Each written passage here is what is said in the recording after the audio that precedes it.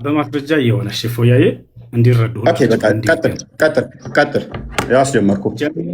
ጀምር፣ እየጠበቅኩህ ነው። እጀምራለሁ ብለሃል፣ ጀምር። ኦኬ፣ ለምን የምንረብሸው ታዲያ?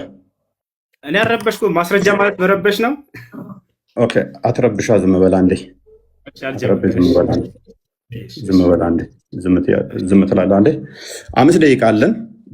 በደንብ አስተውሉ። እንጀምራለን። ምንም ምክንያት ለማሳጣት ነው። ኡስታዙን ማለት ነው።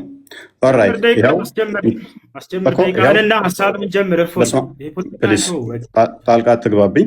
ጣልቃ አትግባ። ምንም ጣልቃ መግባት አይጠበቅብህም። ጣልቃ እንዳገባ ደግመህ በደንብ አስተውሉ። ወንድማችን 5 ደቂቃ ነው ያለው። ይህ አስጀምሬያለሁኝ። በስመ አብ ወወልድ ወመንፈስ ቅዱስ አሐዱ አምላክ።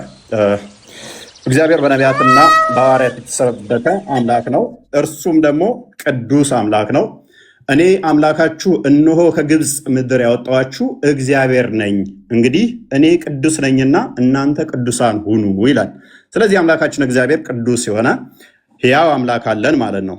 እንደ እስልምናውስ ሳሂህ አልቡኻሪ 49:59 ላይ ኦ ሙሐመድ አይ ቲንክ ዩር ሰይጣን ሃዝ ፎርሴከን ዩ ፎር አይ ሃቭ ኖት ሲን ሂም ዊዝ ዩ ፎር 2 or 3 nights።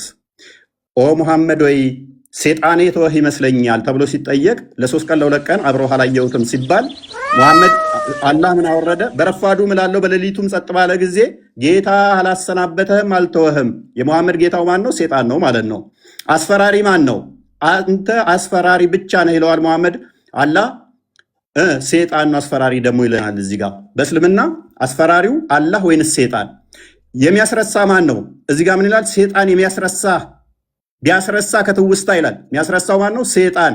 እዚህ ጋርስ ከአንቀጽም ብንለውጥ ወይንም በእርሷ ብናስረሳ ከእርሷ የሚበልጥን ወይንም ቢጤዋን እናመጣለን። አላህ ነው የሚያስረሳው። ሴጣን ወይንስ አላህ?